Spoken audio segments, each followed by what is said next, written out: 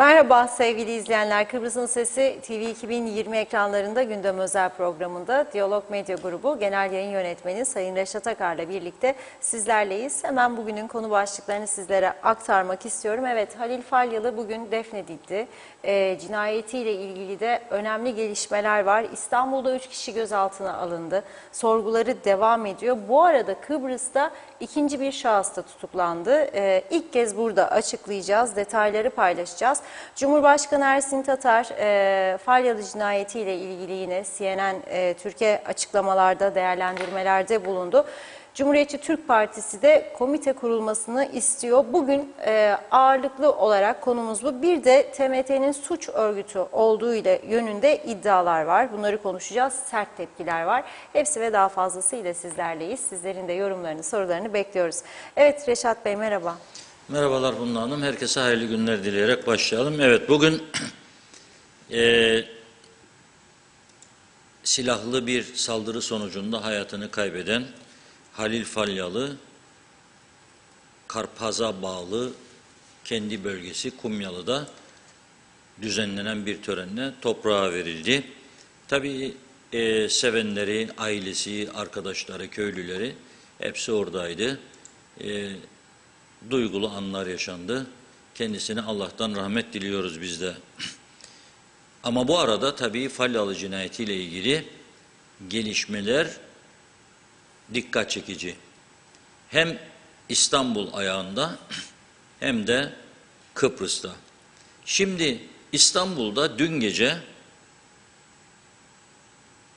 21 sıralarında internet haberleri arasında, daha doğrusu Türkiye'nin önde gelen medya kuruluşlarının yanı sıra internet kanallarında diyeyim, bir son dakika haberi geçti ve KKTC polisi ile Türkiye Emniyet Genel Müdürlüğü arasında yapılan ortak değerlendirmeler sonucu ve değerlendirmelerin ardından gerçekleşen bir operasyonla 3 kişinin gözaltına alındığı bildirildi. Bu gözaltına alınan 3 kişiyle ilgili soruşturmanın bu programın başlayacağı saate kadar devam ettiği, soruşturmanın tamamlanması sonrasında adliyeye sevk edilmelerinin beklendiği açıklandı. Kimdir? Önce bununla başlayalım. Bu 3 kişi Türkiye'de gözaltına alınan 3 kişiden bir tanesinin Söylemez kardeşler olarak bilinen Mustafa Söylemez ve 2 adamının olduğu bildirildi. Türkiye medyası Mustafa Söylemez'i Söylemez kardeşler olarak bilinen suç örgütünün lideri olarak tarif ediyor. Ulusal medyanın internet sitelerinde bugün bu şekilde yer aldı bu haber. Dolayısıyla bu sorgulamanın poliste tamamlanması ve konunun adliyeye aktarılması bekleniyor. Neden acaba bu cinayeti işlediklerinin de aydınlatılması gerekiyor. Tabii bu konu Türkiye'de de artık gündemin birinci maddesi olarak yer aldı ve dün geceden itibaren de birçok televizyon kanalında ciddi tartışılıyor. Olayın boyutları üzerinde duruluyor ve neden bu cinayetin işlendiği sorusuna sonuç aranıyor. Cevap aranıyor daha doğrusu. Şimdi bugün de Kuzey Kıbrıs'ta ilginç bir gelişme oldu. Biliyorsunuz bu olayın yaşandığı gece polis geniş çaplı bir araştırma başlatmıştı ve dün de bir kişiyi mahkemeye çıkarmıştı. Kimdi o kişi? Bugün Diyalog Gazetesi'nin de 1. sayfasında yer alıyor. Falyalı cinayetiyle ilgili İstanbul'da 3 kişi dedik. Kıbrıs'ta da 1 kişi buradaki tutuklanmıştı. Şimdi bugün o tutuklanan kişi Ömer Tunç isimli şahıs olay gecesi bir kiralık araçla bölgede şüpheli görüldüğü için polis tarafından gözaltına alınmış, sonra dün mahkemeye çıkarılmış, hakkında 2 gün tutukluluk alınmıştı. Polis tabii bu soruşturmayı genişletti ve şu anda ilk defa açıklayacağız bunu. Bugün yeni bir gelişme daha ortaya çıktı. Diyalog muhabiri Suna Erden'in ortaya çıkardığı, takip ettiği bu haberi diyeyim daha doğrusu. Sizler de bizden öğrenmiş olacaksınız. İkinci bir isim daha bugün polis tarafından mahkemeye çıkarıldı ve onun hakkında da tutuklama emri verildi. Kimdir bu ikinci isim? Yusuf Güneş. Yusuf Güneş neyle suçlanıyor? Önceki gün tutuklanan Ömer Tunç ile bu Yusuf Güneş'in Falyalı'ya kurşun yağdıran tetikçilerle işbirliği yaptıkları şüphesi üzerinde duruyor polis ve mahkemeyi de bu düşüncelerle, bu ortaya koyduğu bu görüşle etkiliyor ve mahkeme bu yüzden tutuklama kararı veriyor. Bu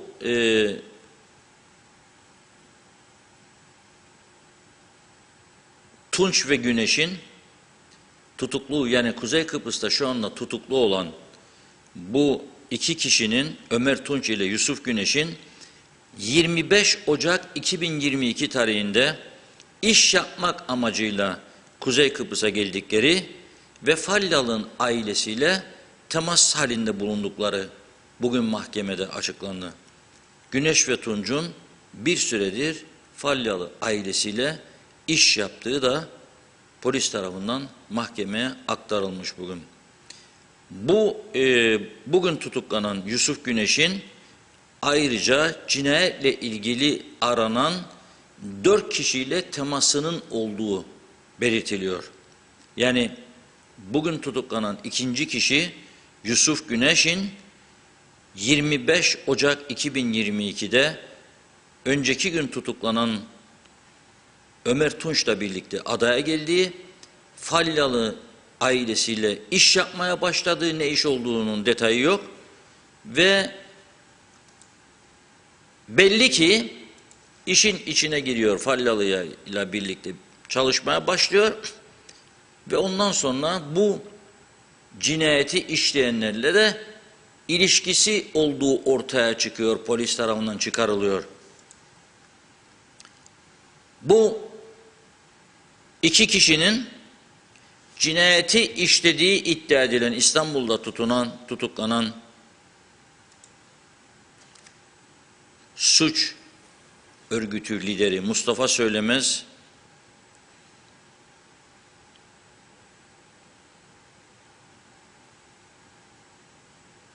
ile ilişkileri üzerinde duruyor polis.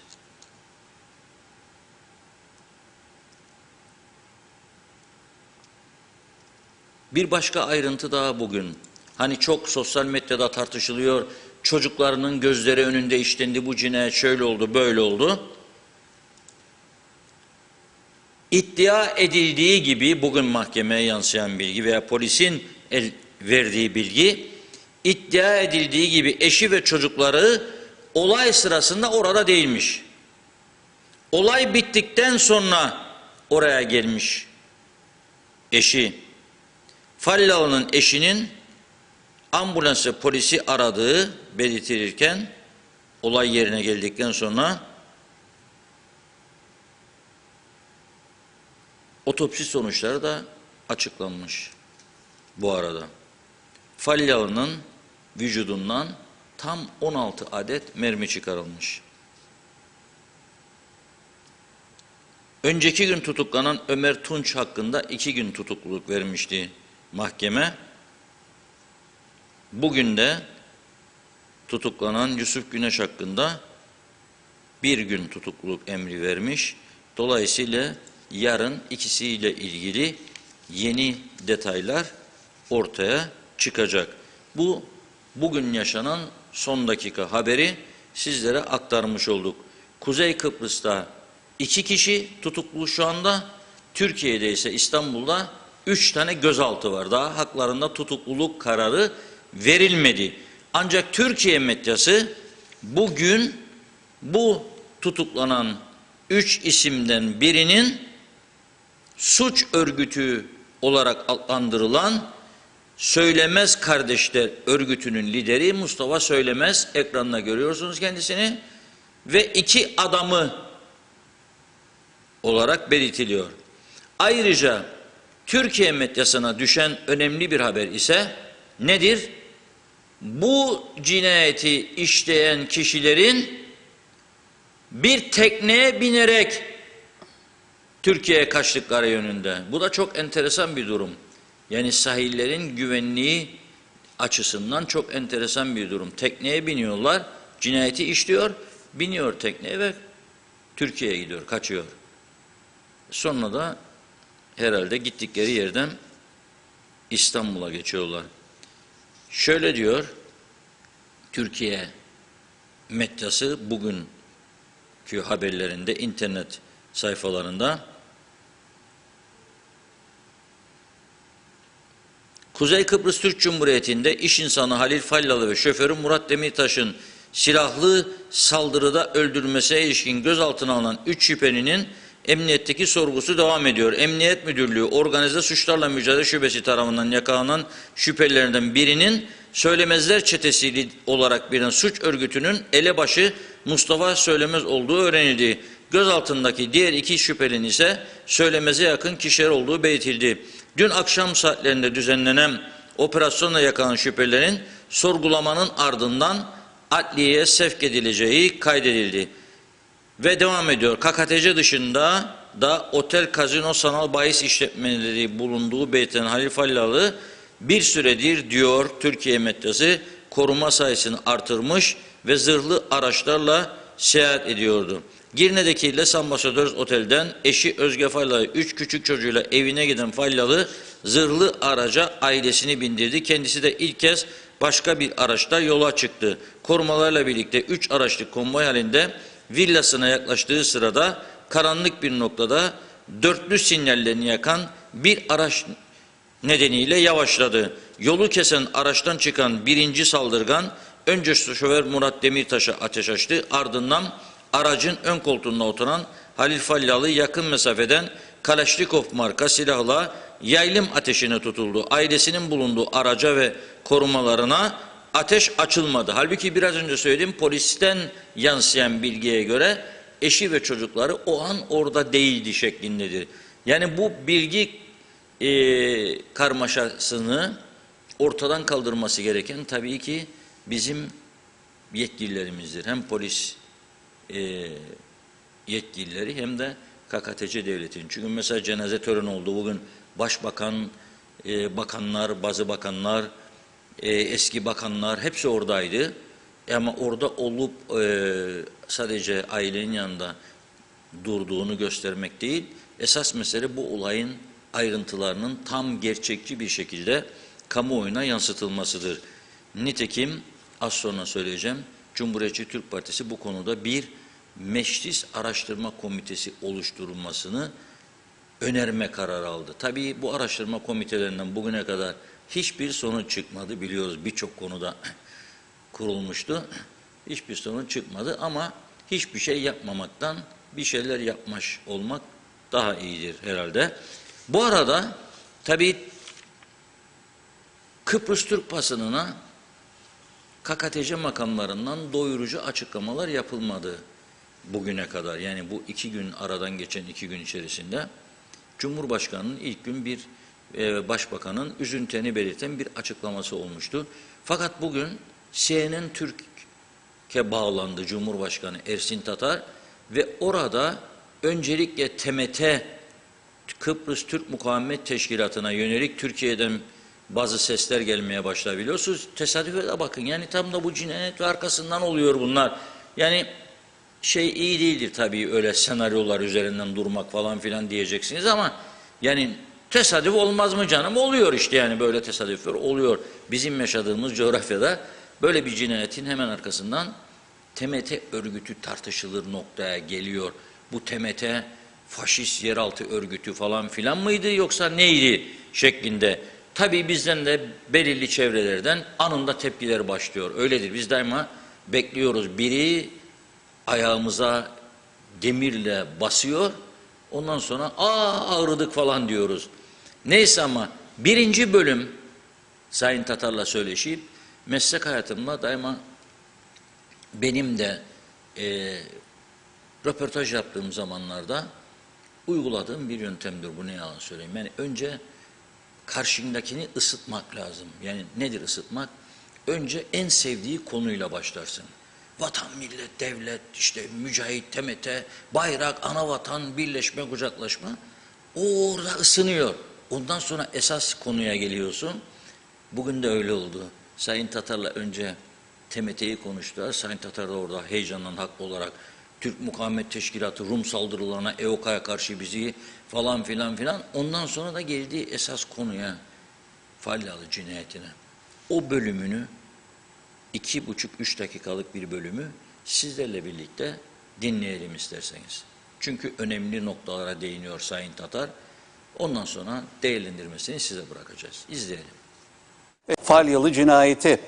Halil Falyalı Kıbrıs için önemli bir isimdi. Özellikle olay nasıl oldu, detaylar neler? Biliyorum ki önceki gün üst yönetimle, güvenlik birimleriyle vesaire bir toplantı yaptınız, masaya yatırdınız konuyu. Neler konuşuldu ve ne gibi sonuçlar aldınız?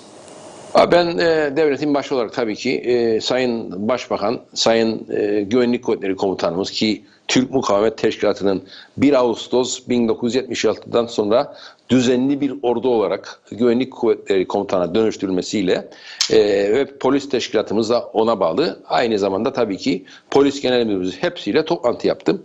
Ve bu toplantıda kendilerine Kuzey Kıbrıs Türk Cumhuriyeti'nin her türlü imkanı ile, her türlü tecrübesiyle, bütün teşkilatların işbirliğiyle ve gerektiğinde burada bulunan Kıbrıs Türk Barış Kuvvetleri Komutanlığı'ya yani Türkiye Cumhuriyeti'nin Türk Silahlı Kuvvetleri'nin kor ordusuyla ve Türkiye ile de yapılacak olan bir takım istişarelerde bu faili meçhul olayın ortaya çıkması için ne gerekirse Kuzey Kıbrıs Türk Cumhuriyeti Devleti yapacaktır. Yapmakla mükelleftir. Tabii bildiğiniz gibi maalesef böyle bir olaydan sonra çeşitli bir takım spekülasyonlar yapılmıştır, yapılmaktadır ama Kuzey Kıbrıs Türk Cumhuriyeti'nde bir düzen vardır. Burası bir devlettir, burası bir cumhuriyet vardır. Bu cumhuriyetin teşkilatları vardır. Yıllardır oluşturulan dediğim gibi Güvenlik Kuvvetleri Komutanlığımız, polis teşkilatımız ve bu kurum ve kuruluşların Türkiye Cumhuriyeti ile her türlü işbirliği, istihbarat ve denizde sahil güvenlik komutanlığımız her türlüsüyle herhalde iletişim ve teknolojiyle mutlaka bu faili meçhullerin bulunması için bu devlet gerekli girişimleri yapacaktır. Tabii bu Halil Falyalı olayında baktığımızda üzücü bir olay. Böyle bir olayın olmasını herhalde kimse istemez. Böyle bir şey tabii ki yadırganmaktadır. Acı bir olaydı. Çünkü Kıbrıs küçük bir yerdi. Kıbrıs'a herkes herkesi tanır. Herkes herkesi bilir. Dolayısıyla böyle bir olay halkımızda derin bir üzüntü yaratmıştır. Ben bir kez daha tabii ki hayatlarını kaybedenlere Halil Falyalı ve yanındaki şoförü Sayın Demirtaş'a Allah'tan rahmet diliyorum. Onların ailelerine, yakınlarına, sevenlerine başsağlığı diliyorum. Evet. Kuzey Kıbrıs Türk Cumhuriyeti mücahidin bir devletidir. Çok şehitler vardır. Çok büyük fedakarlıklar vardır. Çok bedeller ödenmiştir. Dolayısıyla buranın elbette yasalara uygun, uluslararası bir takım teamüllerle düzgün bir şekilde yönetilmesi ve ona göre Kıbrıs Türk halkına bir umutlu ve sağlıklı ve güvenli bir gelecek verebilmesi için biz de elden gelen her şeyi yasal çerçevede yapmaya çalışıyoruz. Bir eksiklik varsa, bir zafiyet varsa bunların düzeltilmesi bizim tabii ki esas hedefimiz ve amacımızdır. Onun için çalışıyoruz. Dolayısıyla böyle olayları başka farklı yerlere çekmek ve burayı daha da karıştırmak, buradaki halkın moralini bozmak, buradaki devletin kutsallığını, kadimliğini ve bu kadar ödenen bedellerle oluşturulan bu Doğu Akdeniz'deki Türk devletinde bir zafiyet varmış gibi göstermek daha gerçekten beni çok üzer, çok yaralar ve bakıyorum çeşitli farklı şimdi bu web siteleri de vardır. Herkes kendine göre ahkam keser. Herkes kendine göre bir şeyler söyler. Çoğunda maalesef belki de esası yok işin.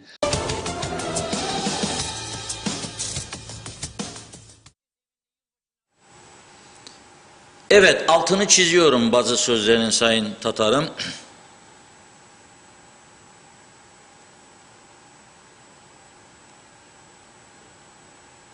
Olayı diyor başka yöne çekmek, burayı daha da karıştırmak doğru değil.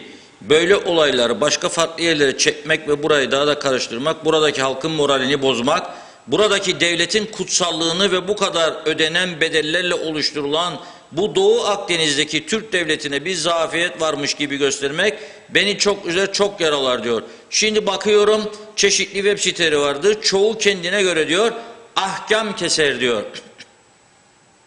Sayın Tatar burada tepkisini, öfkesini dile getiriyor karmaşık haberler konusunda. Onun için bunu birlikte izleyelim dedim. Tesadüf var ya işte sabahları uyandığımızda başlıyoruz. Kanal kanal geziyoruz. Gezdik. Sayın Tatar'ın bu açıklamalarını dinledik diye TV 2020'de de arkadaşlarımız TMT ile ilgili bu bölümü de yayınladılar. Bugün gün akışı içerisinde akşamda bunları yayınlamaya devam edeceğiz. Çünkü olayın sıcaklığı duruyor. Bugün cenaze töreni oldu.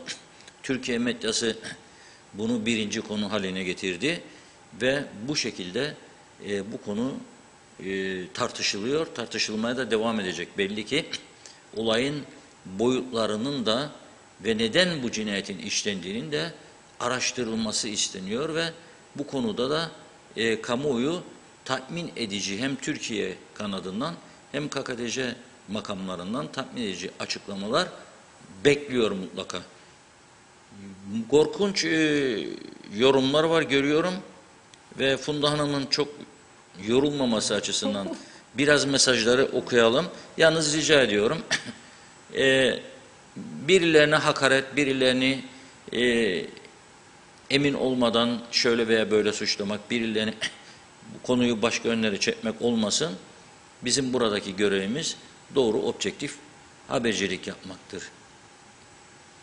Ortaya çıkan gelişmeleri doğru bir şekilde aktarmaktır. Nitekim az önce söylediğim gibi ilk defa buradan duyurmuş olduk. İkinci bir Kıbrıs'ta kişinin tutuklandığını ve bu kişinin Ocak ayında diğeriyle birlikte 2 kişi yani önceki gün tutuklanan Ömer Tunç ile bugün tutuklanan Yusuf Güneş'in 25 Ocak tarihinde adaya geldikleri ve Falyalı ile iş yapmak için ailesiyle temas kurdukları ve temas halinde oldukları yönünde hatta iş yaptıkları yönünde bir iddia yansıdı bugün polis tarafından mahkemeye. Bunu da ilk defa burada aktarmış olduk sizlere. O yüzden biraz mesajlara başlayalım. Sonra bu konuyla ilgili diğer gelişmelere geçeceğiz tabii ki. Her zamanki gibi ilginize çok teşekkür ederek başlıyorum. Fatih Aztekin iyi yayınlar dilemiş. Mehmet Uluçaylı da kolay gelsin diyor. Sibel Serin de teşekkür ediyoruz. Ahmet Halil de Zeka Üçer Londra'dan selamlarını yolladı. Yusuf Garip, Reşat Bey biliyorsunuz diyor elektriğe zam geldiğinde kilowatt saat ay başından itibaren mi hesaplanacak? Biliyorsanız diye sormuş. Eğer öyleyse diyor naneyi yedik. Mehmet Uluçaylı, Halil Falyalı ve şoförüne Tanrı'dan rahmet sevenlerinin başı sağ olsun, mekanı cennet olsun demiş. İsmet Sencer, hayırlı yayınlar, harikasınız. Selahattin Çilingir, Reşat Bey diyor Türkiye'deki televizyon kanalında TMT hakkındaki konuşmalar için ne düşünüyorsunuz dedi. Geleceğiz o konuya da. Mustafa Özcan da iyi yayınlar. Mehmet İnancı, hoş vakitler değerli dostlarım. Hayırlı yayınlar, koronasız günlere inşallah. Hasan Nihat Erduran, Birleşmiş Milletler'in ambargolu hayalet statükosu. Bunu da çok zor söylüyorum ama tadı tuzu kalmadı demiş memleketin. Allah rahmet eylesin. Kimse kendini yargıç yerine koyamaz. Üzgün ve kızgınım çok. Erol Topçu da hayırlı yayınlar diliyor. Safiye Ahmet Yıldız Çoban da ve diyor ki Falyalı beni hiç tanımadığı halde geçen kış mağdur olduğumu öğrenip bana maddi manevi destek oldu. Mekanı cennet olsun demiş. Mehmet İnancı, Reşat Bey Türkiye'den bilen bilmeyen konuştu. Bazı kanallarda asparagas haberleri mühimmiş gibi yansıtmaya çalıştılar. Bunları protesto ediyorum. Hasan Nihat Erduran, o komiteler ancak Kıbrıs Türk Hava Yolları'nı %100 alıp başına gelenleri örter saklar. Olmaz diyor. TMT'ye dil uzatılmış. Türkiye'de basın bu kadar cahil olamaz, protesto ederim. Mehmet Akın polisi eleştiriyor. 2 kişi yakalamışlar da iş yaparlarmış demiş. Olabilir mi? Hani silahlar, plan, kroki, yazışmalar, bu cinayet faili meçhul olacak.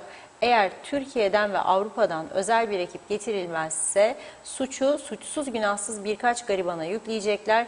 Göreceksiniz ve duyacaksınız. Pandemide Cüneyt Özdemir ile Halil Falyalı'nın programını izlediniz mi diyor. Dikkatli izleyin demiş. Benoz Ergün Yurteri de TMT, o kim oluyor da TMT'ye dil uzatıyor dedi. Orhan Aslan, toplamda 4 kişi oluyor ama 4 değil, çok daha fazla olduğu kesin. Belki 14 veya daha fazla. Bu cinayet aydınlatılmazsa gerek Kuzey Kıbrıs polisi veya Türkiye polisi üzerinde çok şaibeler olacağı da kesindir. Bir de toplum üzerinde büyük güvensizlik ve huzursuzluğa yol açacağı da kaçınılmaz olur demiş. Mehmet Kurtulmuş, iyi akşamlar, hayırlı yayınlar diliyor da. Hülya Karaali, çok üzgünüz, tüm Kıbrıs halkının başı sağ olsun. Mehmet Bulduk, gündem hükümet kurma, suikastlar vesaire pahalılık aldı başına gidiyor. Hükümet edenler tedbir alamıyor. 3-5 tüccarın insafına kalmışız. Bulgurun kilosu 16 lira, pirinç baldo değil. Bulgur, bu bulgur diyor, buğdaydan olma. Ne yiyecek, ne içecek bu halk? Denetim yok, istikrar yok dedi. Tülay Önal, Allah rahmet eylesin, çok kişiye yardımları olduğunu duyardım diyor. Aileye sabırlarını diledi. Zehra Sencer Karpaz'dan sevgilerini yolladı. Teşekkür ediyoruz, süpersiniz diyor. Güzelim memleketim Teksas oldu. Onur Güven, halkın morali mi vardı demiş. Mehmet İnancı, Tatar Falyalı ülkeye ve vatandaşlara yaptığı yardımlarla tanınacak. Ancak böyle bir iş insanının niye devlet korumadı diyor. Yemek'te eşkıyalara sormak istiyorum diyor. Teşkilat liderlerine. Doğan Falyalı, bir iş olmadan önce tedbir almak gerekir. Önlenmez ve olursa nedeni tespit edilmeli. Herkes işini tam ve eksiksiz yapmalı. Müşkil duruma düşmeyelim. Falyalı ve diğer ölene Allah'tan rahmet, sevenlerine, ailelerine başsağlığı dilerim. Biraz sabırlı olmak gerekir. Devlet kurumlarına güvenimiz tamdır. Bekleyelim bakalım ne olacak demiş. Evet, Can Erdemli Er, piyonları bırakın, büyük başlar nerede? Bülent Mehmet Küçük, günümüzdeki sıkıntıların en başında ekonomik ve siyasi sorunlar gelmektedir. Kıbrıs'ın kuzeyi zor ve çetin bir süreçten geçmekte. Artık bundan böyle Kıbrıs'ın kuzeyi için kesin sonuç belirlenmeli ve yeniden ele alınmalı. Ülkede ya adam gibi, insan gibi bir anlaşma gerçekleşmeli ya da adanın olduğu gibi tümü bütünlüklü olarak, Rumlar açısından da diyor en iyi yol budur demiş parantez içinde. Türkiye Cumhuriyeti Devleti'nin kontrolüne geçmesi kaçınılmazdır. Zira doğal olacak olan budur. Gelecekte de gerçekleşecek olan bir sonuçtur. Yoksa bir gün Afrika'nın balta girmemiş ormanlarındaki kabilelerinden hiçbir farkımız kalmaz. Saygılar demiş Bülent Bey. Hüseyin Ravul, burslar yatırıldı diye açıklandı ama tık yok. Mehmet Kurtulmuş, inşallah failler tez zamanda yakalanır, adalet önüne çıkarılır dedi. Mustafa Denizgezen de Allah rahmet eylesin diyor. Fazilet Bıldırcın, bu adadan bir Sabri Orent, bir Falyalı geldi geçti yazmış. İsmet Esenyel, evet çok özür dilerim ama diye başladı mesajına. Cumhurbaşkanı kullandığı dil ve hitabet bu olmamalıdır. Devletin başı böyle konuşmamalı. İyi yayınlar diliyorum. Rahmetli Falyalı ve çok kıymetli şoförünün Tanrı'dan rahmet, mekanları cennet olsun diyorum demiş. Mehmet Akın, ülkede hala gelen zamlara bir tepki ya da açıklama yok. Devlet yetkilileri uyuyor mu?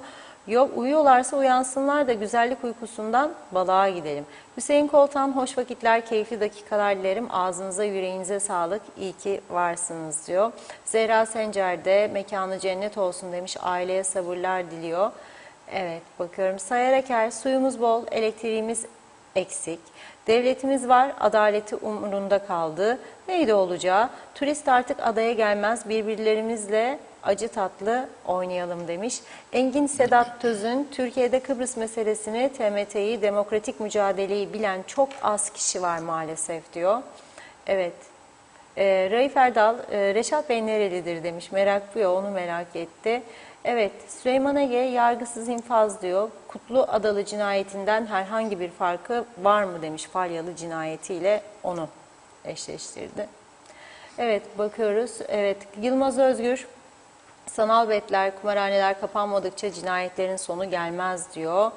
Kemal Osman Ceyhanlı, iyi yayınlar ve son mesaj, Abey Hüseyin, uluslararası hukukun dışında kaldıkça memleket çok daha karanlık günler görecek dedi. Evet, şimdilik ara veriyorum, devam edeceğiz. Buyurun Reşat Bey. Tabii uluslararası hukukun içinde olduğu bilinen Güney Kıbrıs'ta da çok sayıda cinayetler işlendi ve işleniyor.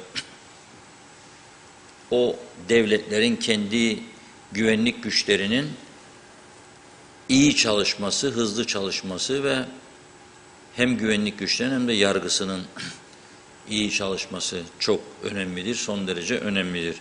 Bunu da vurgulamakta fayda vardır. Devamlı oluyor. Bugün mesela Diyalog Gazetesi'nin ön sayfasında bir haber vardır. Başka bir gazetede görmedim. Ama yani Rum basını yazdı da aldık. Biz de dünkü Rum gazetelerinde vardı. 3 gün önce de vardı. Güney Kıbrıs'taki Rum haber ajansının adı Cyprus News Agency.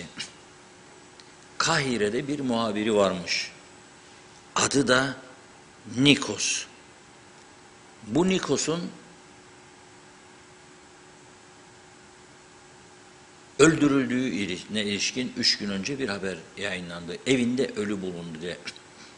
Sonra Rum yönetimi Mısır makamlarıyla işbirliği yaparak olayın aydınlatılmasını istedi ve olay önceki gün aydınlatılmış. Dünkü Rum gazetelerinde de yer var. Bu adamın evinde cinayete kurban gittiği, bıçaklanarak öldürüldüğü ortaya çıktı. Orada bir arkadaşı varmış ve o arkadaşı tarafından bıçaklanmış, öldürülmüş. Bugünkü Diyalog Gazetesi'nin ön sayfasında da alttaki haber odur. Bıçaklayıp kaçtı şeklinde. Evet, yani cinayetler Rum tarafında da sürekli, özellikle Limassol bölgesinde çok ciddi olaylar oluyor.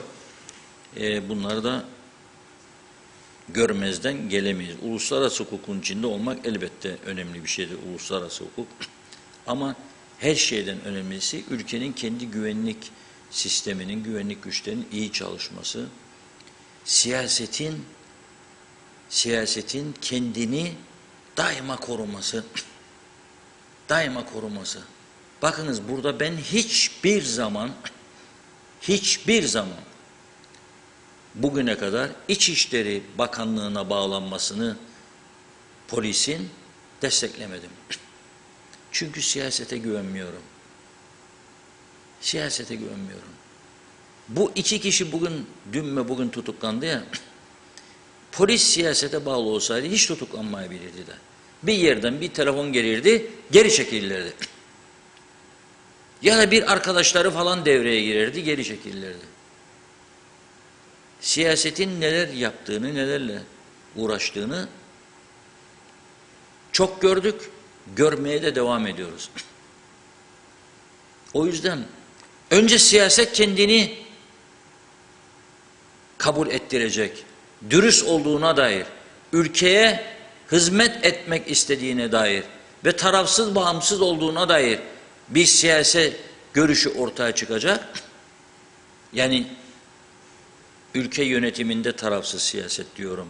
Yoksa her partinin kendine göre siyasal çizgisi var. Sağcıdır, solcudur, federasyoncudur, iki devletçidir. Onlar ayrı.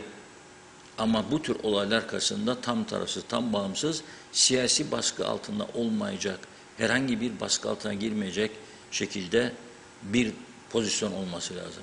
Bizim Kuzey Kıbrıs'ta böyle olmadığı için bir trafik cezasının silinmesi konusunda bile polise baskı yapılan bir ülkede düşünün siz İçişleri Bakanlığı'na bağlayacaksınız. 10 ayda bir de bakan değişecek ve gelen bakanın talimatıyla işler önlenecek. Parti rozetine göre. Asla güvenilmez. Asla. Asker işte iki tane oldu tutuklu burada. 3 tane de İstanbul'da. O zaman Kıbrıs'tan kaçmaları, onu biraz önce söyledim. Biz dün de bahsettim. Kendi kendimizi acaba neden sorgulamayız? Yani sahillerimizin daha güvenli hale gelmesi, kontrol altına gelmesi için gerekli teknolojiyi neden korumadık? 3-4 sene önce gündeme gelmişti. Öyle bir radar sistemi kurulacak ki bir kuş uçamayacak Kuzey Kıbrıs'ın sahillerinden denmişti. Nerede o radar sistemi? Para istiyor çünkü. Nerede projesi? Nerede bütçesi? Onu da gelsin Türkiye yapsın mı demek istiyorsunuz? O ayrı mesele. Gelsin yapsın protokollerde konuşun onu da. Neden biz? Yani bir 20 Temmuz törenine gittiğimizde hiç düşündük mü acaba oradan geçen askerlerin omuzlarındaki tüfekler veya tanklarda bir kuruşumuz var mı diye düşündük mü? Neden olmasın? Nedir bu bencillik? Kim düşündü bu ülkenin güvenliğini daha ilerilere taşımak? 2-3 yıldır buradan söylüyorum, aynı şeyleri söyledim daha önce de. Neden bu ülkenin güvenlik güçlerini? Efendim barışçı, o taraf da sözde barışçıdır. Her gün yükseliyor, Fransa'dan yeni füzeler alıyor. İlk defa son 20 yılda bu kadar savunma bütçesini artırdıkları için övünüyor Rum Savunma Bakanı. Her gün askeri tatbikatlar yapıyor. Bir tane kuzeydeki devrimci olanlardan, devrimci olmayanlardan, milliyetçi, vatan milliyetçilerden bir satırlık tepki görmedim ben. Hiç mi umursamıyorlar bunları? Ne yapıyorsunuz, kimin için bu tatbikatları diye soran bir tane Allah'ın kulu gördünüz mü ey insanlar, size sorarım. Duydunuz mu bir ses ya? Bir tane partiden, en vatansever milliyetçi geçinenlerden, en devrimci demokratik haklar maklarda olanlardan duyduk mu bir tane bir şey? Mesele sadece böyle bir durum olduğunda mı ortaya çıkıyor güvenliğin önemi? Ne yaptık ya biz? Ordumuzu güçlendirmek için ne yaptık? Savaşmak için demiyorum, en azından savunmak için. En azından savunmak için. Hiç sorgulamadık. Hiçbir şey yapmadık. Bir şeyler yapmak lazım değil mi? Polis teşkilatını güçlendirmek için ne yaptık? Teknolojisinin ne durumda olduğunu hiç sorguladık mı?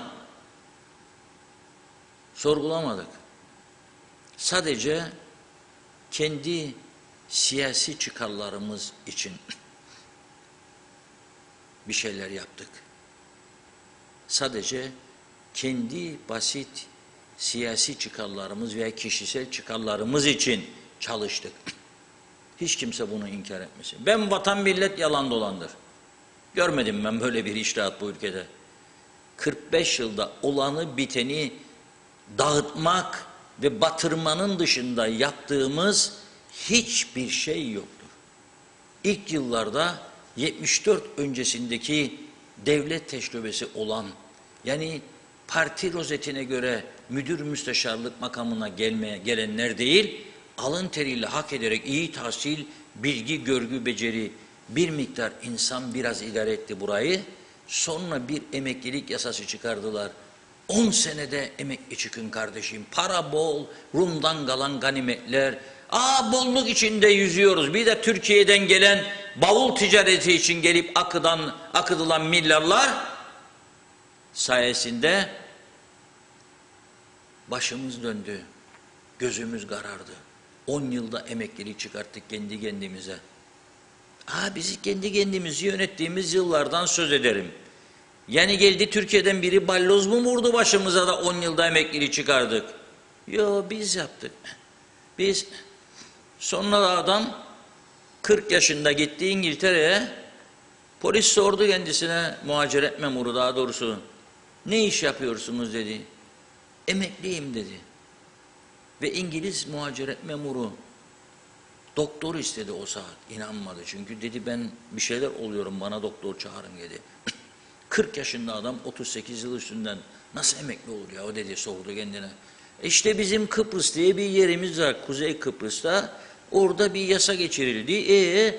Ben de 15 yaşında dağa çıktıydım, askerlik yaptıydım.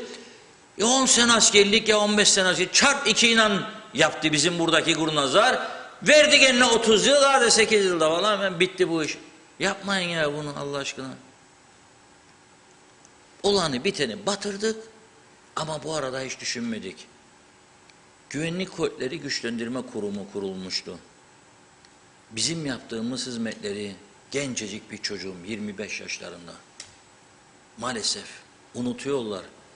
Daha sonra gelen herkes hatırlaması gerekirdi. Bir arşiv, bir şey bırakılması lazımdı.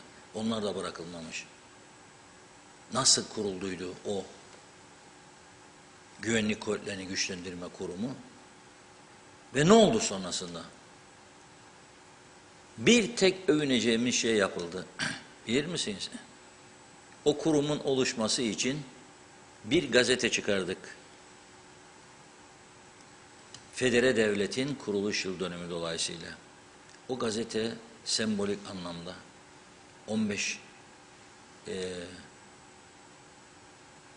13 Şubat yıl dönümü, içindeki reklamların paraları toplandı. Güvenlik Kuvvetleri Komutanı'na takdim edildi parası ve adım atıldı. Sonra meclis mecbur kaldı. Mecbur hissetti kendisini. Yoksa aylarca reddetmişlerdi. Güvenlik Kuvvetleri Güçlendirme Kurumu yasa tasarısı aylarca meclisin gündemine gelmedi. Arkadaşlar çünkü arkasından bir miktar fon konacak. Nasıl anlatacaklar bunu tüccar arkadaşlarına? Bahalılık, fon falan filan. Yapmadılar. Sonunda mecbur kaldılar, bu hareketten sonra yaptılar. Ve Güvenlik Kuvvetleri Güçlendirme Kurumu kuruldu.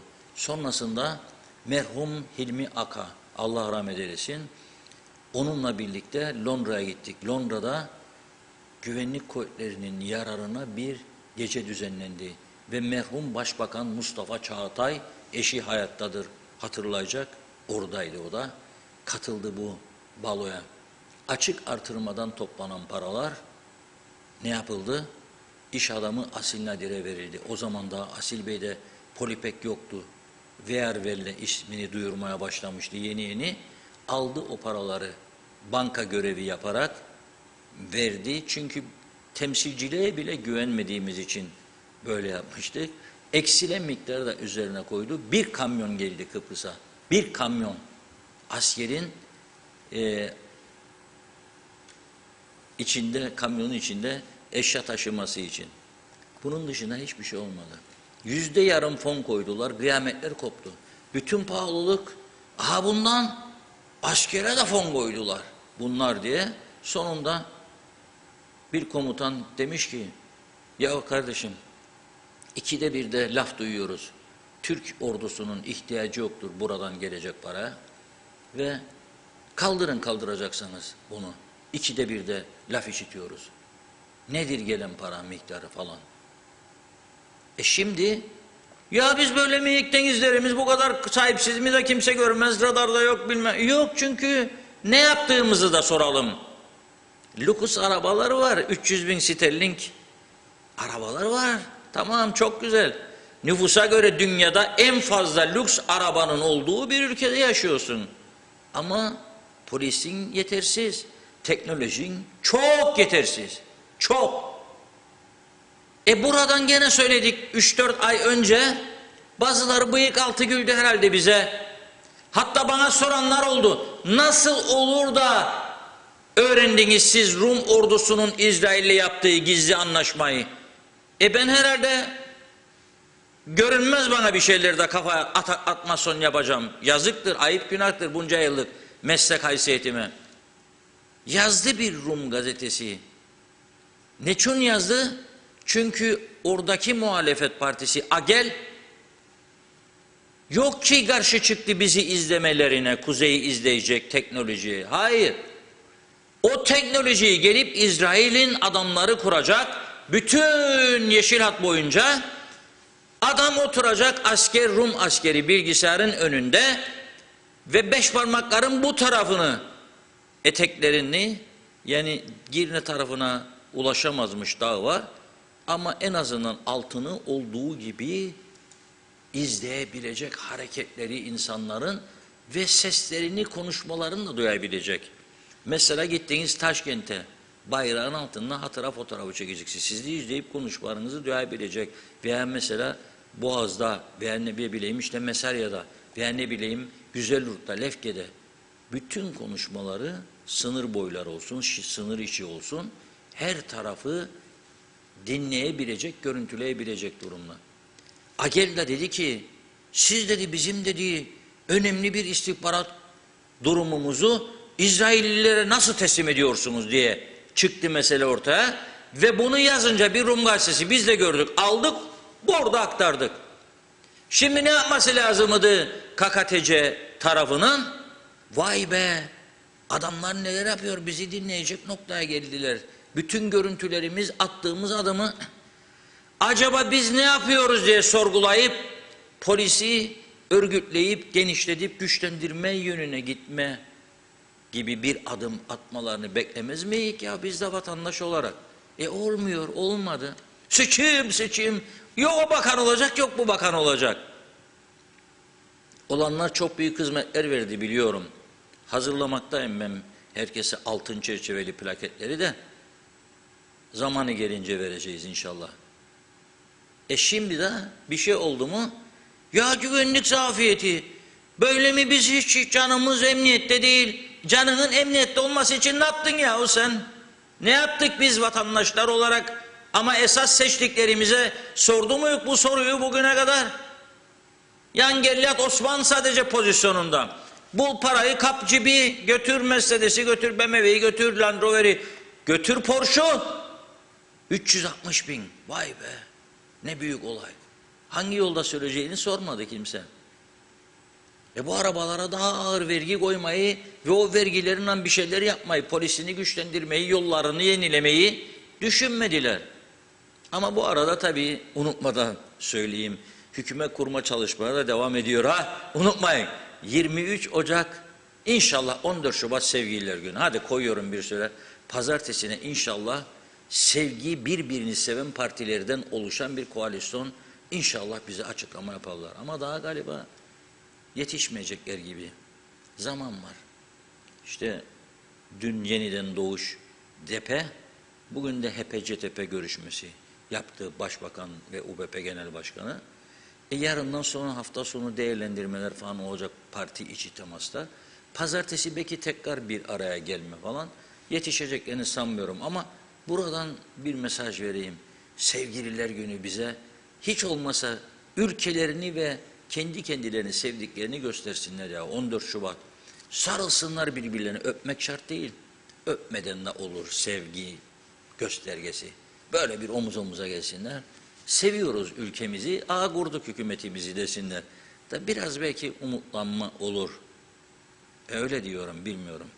Siz ne dersiniz tabii. Devam edelim. CTP bugün açıklama üstüne açıklama. Açıklama yapmak kolay tabii. Ama gene bir adım atılıyor, kutluyorum. İnşallah bir sonuç alırlar. Diyor ki, Kıbrıs Türk halkının uluslararası toplum ve uluslararası hukukla buluşturulması ihtiyacı tekrardan sorgulanamaz bir boyut kazanmıştır diyor. Kesinlikle. Hukuk ve uluslararası hukuk sorgulanamaz. Halil Faylalı cinayeti üzerine yapılan açıklamada yaşanan bu olay ve bununla birlikte ülkede var olan organize suç yapılanmasının tüm yönleriyle ele alınmasını sağlamak adına CTP'nin Meclis Araştırma Komitesi kurulması önerisini gündeme taşımayı kararlaştırdığı bildirildi. Açıklamada ayrıca sivilleşme ve güvenlik unsurlarının doğru zemine oturtacak yasal değişiklik ve mevzuat ihtiyacının da meclise ve halkın gündemine taşıma için çalışmalar başlatılmıştır. Şöyle diyor, içinde bulunduğumuz dönemde arka arkaya yaşanmış olan kabul edilemez saldırılar ve cinayet halkı korku iklimine hapsetmiştir. Kıbrıs Türk halkı güvensizlik kriziyle karşı karşıya bırakılmıştır. Konunun adli makamlar tarafından takip edilmesi ve faillerinin bir an önce bulunması gerekir. Yaşanan olayların ülkedeki güvenlik teşkilatlanmasının, yapısının, işlevinin ve donanımının da hızla yeniden gözden geçirilmesi gerektiği gözler önüne sermiştir. Limanların eksik donanımının tamamlanmasının muhaciretin daha sıkı denetimle işlev yapmasını zorunlu kılmıştır. Muhacirette çalışacak memur yoktur. Aylardır, yıllardır bağırıyor, buradan duymuyor kimse. Muhaciretin yeniden yapılanması bu cinayet sonrasında gene de iyidir diyorum. Demeç vermek de, bildiri yayınlamak da önemlidir. Komite kurmak da önemlidir. Sonuç daha da önemli tabii. Kıbrıs Türk Hava Yolları Araştırma Komitesi sonucu WhatsApp'ın ne oldu? Duyan var mı? Sonuç. Ortak açıklamadan önce UPP-CTP'yi suçlamış diye yalan dediler bilmem neler, rapor kayboldu. Kayboldu rapor. 200 milyonluk ilaçmış, tarihi geçmişmiş, çöpe atılmış. Soruşturma komitesi. Sonuç, duyan var mı? Ben duymadım. Ya oldu da işte karışıklık, o konu çok net değildir. Çıkmadı ortaya. Oldu. Evet. Ucu diyor nereye dokunursa dokunsın etkin bir soruşturmayla konunun derhal çözümlenmesi gerekmektedir. Takipçisi olacağız diyor. Benzer bir açıklamada UPP'den bekliyorum. Araştırma komitesine ne diyorsunuz? İhtiyaç var mı yok mu? Araştırılsın mı araştırılmasın mı? Muhaceretimizin, limanlarımızın güçlendirilmesi konusunda ne diyorsunuz? Şimdi ben nasıl güveneceğim? Geçen hafta Antik Limanı çektik, manşetlere taşıdık. Pazartesi andişme günü.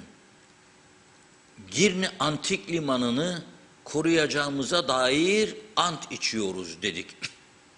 Hususi bir mesajcık verelim arkadaşlara. Hiç kimseden ses çıkmadı. Hiç kimseden. Ve bekledim bütün yeni girenler. Hani dediler ha, yeni bir ruh, heyecan falan filan. Dedim bir tanesi olsun. Bir cesur çıkmayacak mı ya bugün desin. Andişme bitik olsa. Evet arkadaşlar bir dakika durun. Andımı içtim bu kağıdı koydunuz ya önüme şu. Anayasa babayasa varmış birileri çıkardı zamanında da falan filan. Da hiçbirimiz de uymadık o sözlere kakadeceği yücelteceğim. Halkın mutluluğu ve refahı için çalışacağım dedi. Kaç tanesi çalıştı refah ve mutluluk için? Ve ne yaptı mesela? Dedim bir tanesi diyecek ki beyler hanımlar işte resmi şeyimi yaptım ama şimdi bir ant daha içeceğim bu özeldir. Girne Antik Limanı'nı ve diğer benzeri elimizdeki önemli tarihi mekanları koruyacağıma dair ant içerim. Ne yapacaklardı sana? Herhalde gelip orayı basmazdı suç örgütleri. Bütün millet seni alkışlardı. Ama daha çok beklerik böyle şeyler. Hayalle karışık, sahre alışık. Öyle düşünüyorum ben. Little little in the middle meyhanecikler. Buyurun. Bundan. Evet, mesajlara başlayalım. Uyuyorum sizi galiba. Ben konuştukça böyle Yok, olur mu onların öyle kafa şey? düşüyor, kalkıyor. Aşağıdaki mesajlara bakıyorum kaldığım yerde yanlış olmasın. Evet, Abey Hüseyin Uluslararası Hukuk'un, onu okudum. Hasan Nihat Erduran, Birleşmiş Milletler böyle ister, hayalet olalım diyor. Oğuzhan Erdönmez, Allah rahmet eylesin, mekanları cennet olsun. Bu olayı da kimse aydınlatamayacak, halkı kandırıyorlar yazmış. Hasan Nihat Erduran, Guterres ekmeğimizle oynar dedi. Evet bakıyorum. Gökben Talip, yukarıda ahkam kesenler bu küçük toplumu korumuyor ise bu toplum kendi kendini korumaya yöneldiğinde olumsuzlukları hiçbir güç durduramaz arz ederim demiş. Ahmet Vural, TMT'ye yapılan gerçek dışı eleştiriyi bir gazi olarak şiddetle kınıyorum yazdı. Mehmet İnancı, cinayet sonrasında jet ski ile rüzgarlı havada yüksek dalgalarla nasıl gidebilirler? Hiç ihtimal vermem demiş. Osman Mene, iyi akşamlar. Hasan Nihat Erduran, ambargolu ekonomi olmaz. Olan da rekabet edilebilir değil. Kimden ne yüzle vergi alacaksın bu ambargolu ortamda? Birleşmiş Milletler tatile devam eder. Rum-Yunan finansıyla. Biz de hala hayalet. Hukuk, katliam, insanlık suçu işler. Birleşmiş Milletler herkes mi statüko ki isyan etmez demiş. Evet bakıyorum. Tema Yavaş Londra'dan selamlarını yolladı. İngiltere 24 Şubat'ta korona yasaklarını kaldırıyor. Hayat normale dönecek. Sayar Eker, ah bu Kıbrıs'ımın halkı hala da cennet cehennem fasulyesi yemekten bıkmadı diyor. Aslan Oral, kolay gelsin, her zamanki gibi dobracısınız yazmış. Mahmut Taşdemir, hayırlı yayınlar dilerim. Kayalar Köyü'nde vekiller mazbatasını 5 yıl sonra görürüz. Kayalar yolu harita gibi. Nerede turizm bölgesi? Sultan Şeker, iyi akşamlar, iyi yayınlar demiş o da. Evet, Osman Lord Elyeli, Lord Manav bereketli kuru yemişleri evlere servis başlamıştır diyor. 0548 827 05 çift sıfırdan da ulaşabilirsiniz. Hayırlı yayınlar diledi. Hasan Nihat Erduran 14 Şubat'ta 50 kişilik meclis kararıyla Birleşmiş Milletleri protesto kararı çıkaracağız. İnşallah moralim düzelecek Reşat Bey demiş. Sonra da Biden uçağıyla Ercan'a inecek Putin'le beraber. Bak gör diyor. Yine Hasan Bey, bizim sendikalar uçağı havada bırakır, gemiyi açıkta. Grevle kapıları açık tutar, silah uyuşturucu ülkeye dolar. Reform deyince de herkes kaçınır, bunları herkes görmez mi yani? Ali Dereseven, size her konuda olduğu gibi güvenlik konularında da konuştuklarınızın da virgülüne kadar katılıyorum Reşat Bey. Rumlar askerliğini bitirmiş, Yunan komandolarını kendi ordularına alıyorlar. Yaklaşık olarak 30 bin düzenli ordu, ayrıca silahları ellerinde olan 80 binde milis gücü vardır. Bizlerse hala da ek mesai, örtülü ödenekler ve birçok yerlere boşu boşuna dünyanın parasını ödüyoruz. Sizlerin de dediği gibi demiş, bu paralarla hem ordumuzu hem de polisimizi çok güçlendirebiliriz. Liderlerimiz bunları hiç düşünmüyor mu? Her konuda olduğu gibi ileri değil, hep günlük politikalarla olayları geçiştiriyorlar. Geçmişini bilmeyen ve ileriyi göremeyen toplumlar yok olmaya mahkumdur dedi. Necdet Mavi Gözlü, Kuzey Kıbrıs Birleşik Afrika Pakistan Cumhuriyeti'nden bize hayırlı günler, iyi yayınlar diliyor. İsmet Ezer, komite demek yaz tahtaya demek. Gürkan Yakış, doktorların sendikal grev altında vatandaşın sağlık raporlarını imzalamayarak vatandaşı mı yoksa hükümeti mi protesto ettiklerini anlayamadım. Halbuki maaşları vatandaşın vergileriyle ödenir. Hükümete kızıp vatandaşı rezil ettiklerini görmezler mi diyor. Selçuk Üskan, evet çok alakalı değil ama demiş, asgari ücretimizin %60'ını alıyoruz. Engelli maaşı, hükümetimize ve bakanımıza çok teşekkürler ediyoruz. Bir kez daha yeni Çalışma Bakanımız da aynı artışı yaparsa şikayetimiz kalmaz. Yine %40 artırırlarsa insan olacağız diyor. İnsan yerine konulacağız. Mehmet Kurtulmuş, Antik Limanı'nın yeni hükümet kurulunca ele alacaklar inşallah Reşat Bey dedi. Son mesajda Hakan Doğruca'dan, o da bize iyi yayınlar diliyor. Çok çok teşekkür ediyoruz. Sözü Reşat Bey'e bırakıyorum yine. Buyurun. Evet.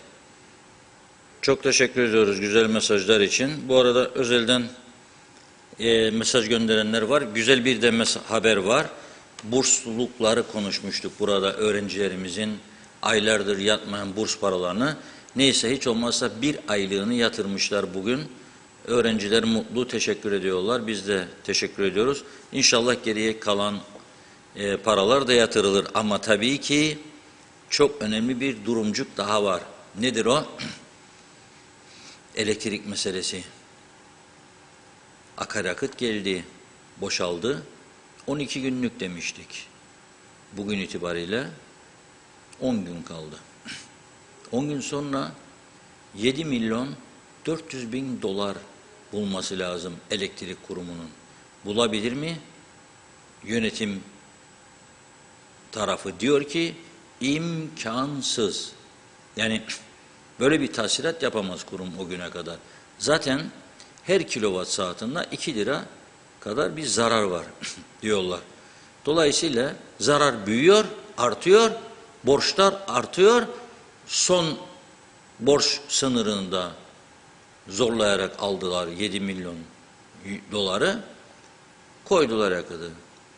Yarın 9 güne düşer yakıt stoku. Bunu gören sendika, tabii sendikada artık gelişmelerden endişelenmeye başladı ciddi bir şekilde. Niye? Çünkü kurum elektrik üretemez, satamaz, para alamazsa maaşlar da tehlikeye girecek. Sendikada çalışanların maaşlarından sorumlu olduğuna göre, iş haklarından falan filan, yeni bir açıklama yaptı bugün. Diyor ki Kubilay Özkıraç Başkan, Maliye Bakanlığı diyor, borcumuz yoktur, elektrik borcumuz şeklinde bir açıklama yaptı diyor. Ama bu kabul etmiyoruz bunu diyor. Bu doğru değildir diyor.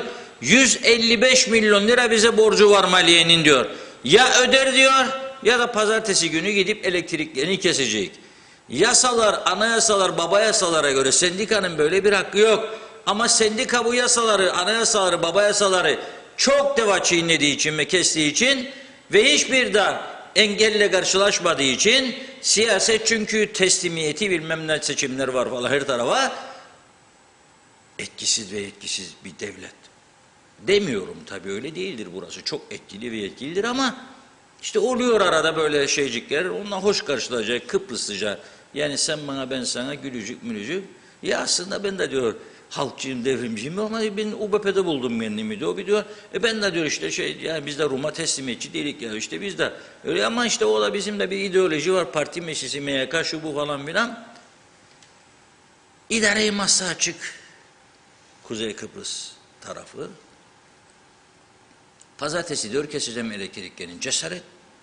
Helal olsun, kutluyorum. Var bu cesaret ki diyor. Maliye Bakanlığı kalacak karanlıkta. Bilgisayarlar duracak. Pazartesi günde sevgililer gününde yapılır mı ya bu şeyini? Nerede sevgi? Nerede aşk? Dursun Oğuz Bey'le Kubilay Özgüracı yan yana düşünün siz. Kubilay kardeşimin yüzünde sakallar 3 aydır kesilmemiş. Belki de Dursun Bey de pırıl pırıl giyer, şık şıkırdım elbisecikleri, Maliye Bakanı olduğu için mecbur. Kravat, gömlek. Ne olacak bakalım pazartesi günü? Ben diyorum ki Kubilay arkadaş alsın bir gül, bir adet götürsün Dursun Bey'e versin. Dursun Bey de ona bir çikolata ikram etsin orada. Bir güzel poz versinler, uzlaştık, anlaştık. Çözsünler bu işi. Daha çünkü pazartesi yarın 9 gün kalacak. Cumartesi 8, pazar 7, daha 6 gün var. Allah kerim amin çözülür bu iş. Bizi karanlıktan bırakacak ana vatan. Ana diyecekler yollara.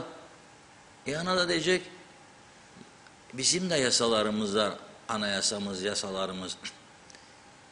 Para gönderebilmek için protokol lazım. Ekonomik ve mali işbirliği protokolü. Sonra bu protokolün Türkiye Büyük Millet Meclisi'ne gitmesi lazım. Orada onaylanması lazım. Onaylanacak, imzalanacak, mühürlenecek, resmi gazeteye çıkacak. Ondan sonra biz size para gönderebilirik. Bu da normal. Para gelmeyince nasıl aktaracaklar kuruma? Bilmiyorum. Biraz gibi geldi. Arka arkaya geliyor bu olaylar. Yani TMT olayı başladığı gibi. Şimdi bana soruyorlar TMT için ne diyorsun?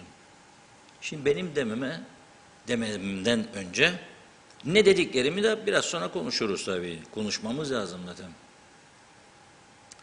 Türkiye Büyük Millet Meclisi Başkanı Mustafa Şentop bugün önemli bir açıklama yaptı. Şentop diyor ki meclise girerken meclis kapısının önünde bulunmuş gazeteciler orada soru sormuşlar. Anadolu Ajansı'nın haberine göre gazeteci Ayşenur Arslan'ın Türk Mukavemet Teşkilatı'na yönelik açıklamalarına ilişkin bir sorusuna Şentop şu cevap vermiş. Türk Mukavemet Teşkilatı Türkleri soykırıma uğratmamak için gayret gösteren Rumların oluşturduğu bazı çetelere karşı oradaki kardeşlerimizle birlikte kurulmuş bir teşkilattır.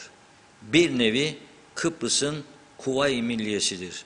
TMT ve onun mücadelesi olmasaydı bugün Kıbrıs'ta bir tane Türk görebilmek mümkün olmazdı. Bu nedenle Türk Mukavemet Teşkilatı hakkındaki bu değerlendirmeleri çok yanlış, haddini aşan değerlendirmeler olarak görüyorum. Evet. Aynı benzeri bir açıklamayı da Cumhurbaşkanımız Ersin Tatar bugün CNN Türkiye yaptı. Hani biraz önce gösterdim ya cinayetle ilgili bölümünü, ondan önceki ilk bölüm CNN gelecek o görüntüleri şimdi arkadaşlarımız bulacak inşallah kuyuya düşmediyse. O görüntüler gelirken konuşayım severim üstüne. Tatar Bey'in CNN'le bağlantısı, konuşmalar falan. Orada Cumhurbaşkanı da çok sert tepki gösterdi ve TMT'nin ne olduğunu anlattı Türk kamuoyuna. Ve kurulduğu zaman diyor TMT diyor resmen diyor 58'de çıktı yer üstüne diyor açıklandı. İki kuruculardan biri diyor Doktor Fazıl Küçük'tü. Kod adı Ağrı'ymış Doktor Küçük'üm. Yani Türkiye'nin en yüksek yeri Ağrı. Denktaş'ın da Toros'muş. O da sabah uyandığımızda, baktığımızda gördüğümüz Türkiye. Çok önemli iki isim aldı. Fakat Cumhurbaşkanı Tatar diyor ki, bana diyor Denktaş Bey zamanında anlatırken, işte Adnan Menderes'in ve Fatih Rüştü Zorlu'nun bu TMT'nin oluşmasındaki katkılarından, desteklerinden söz etmişti diyor. Yani olay oraya gidiyor.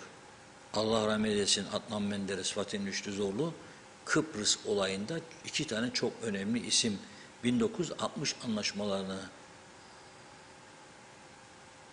başaran ve Türkiye'ye garantörlük hakkı sağlayan kişi de Fatih Rüştü Zorlu idi.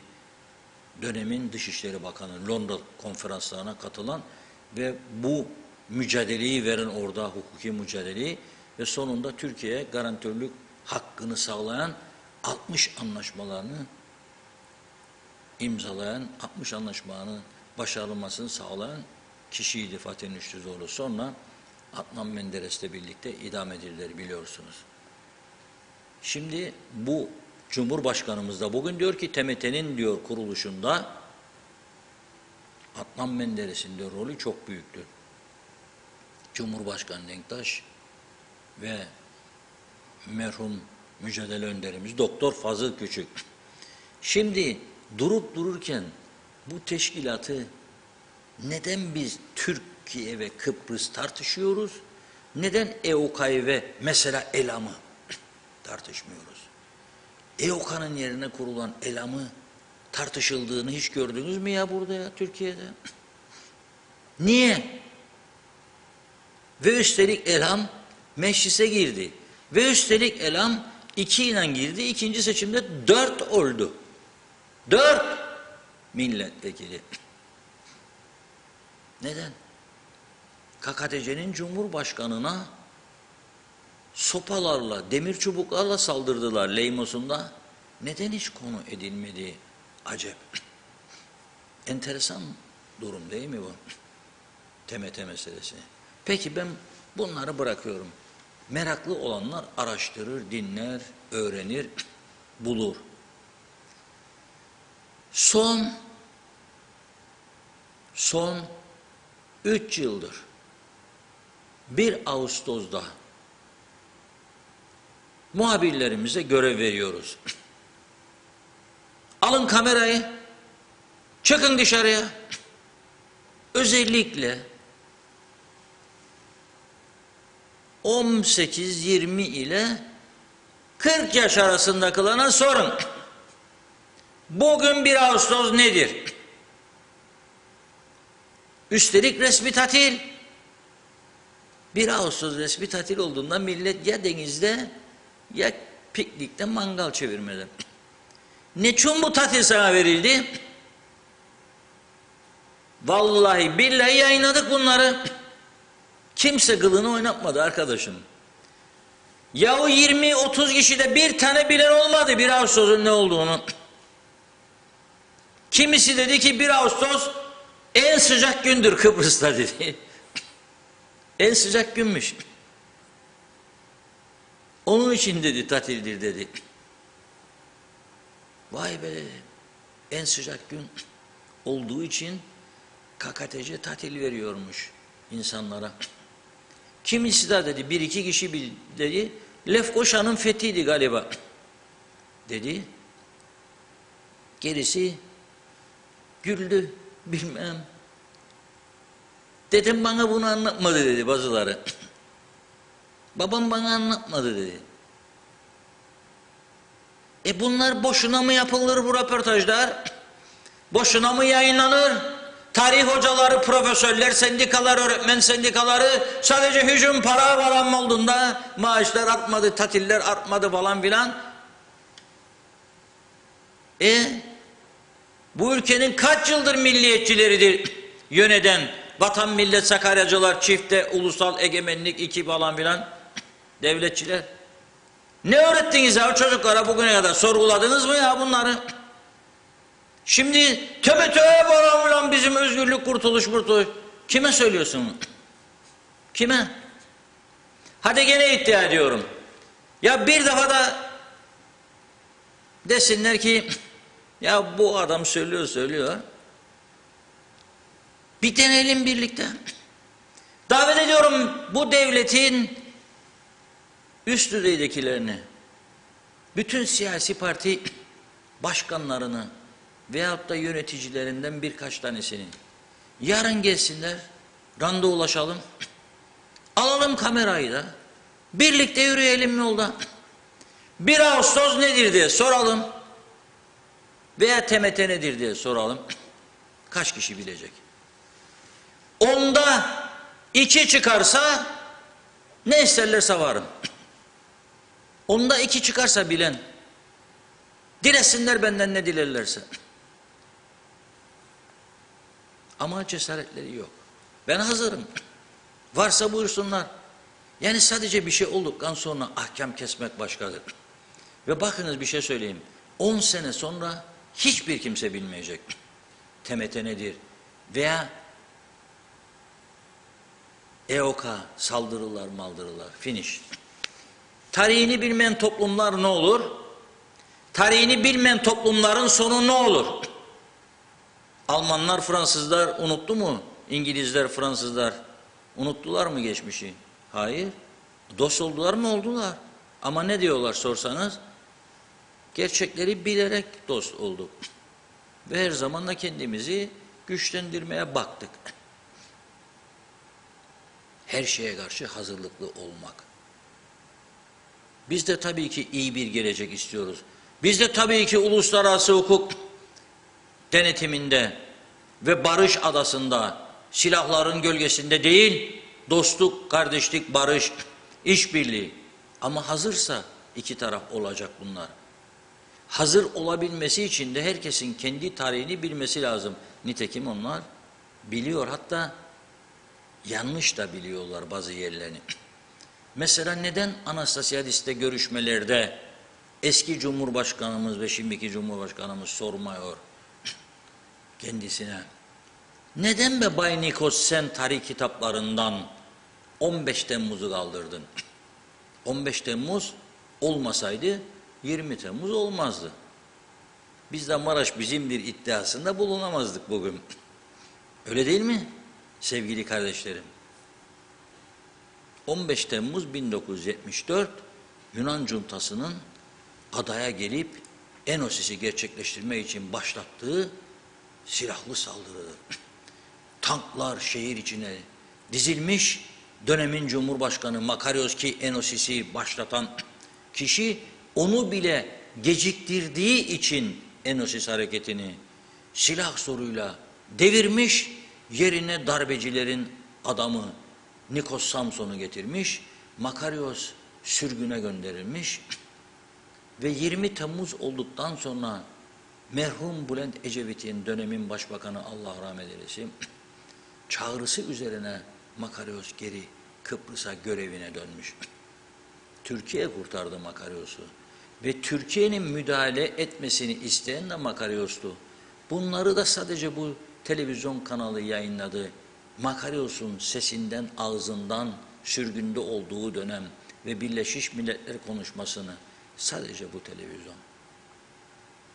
Ödül olarak da biliyorsunuz bizi kapatmışlardı 1 Mayıs günü. 3,5 ay.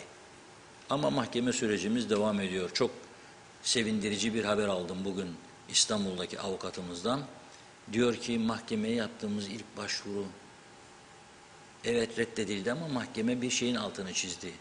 Bu televizyon demiş mahkeme herhangi bir konuşmadan veya herhangi bir programdan dolayı kapatılmadı. Ne için?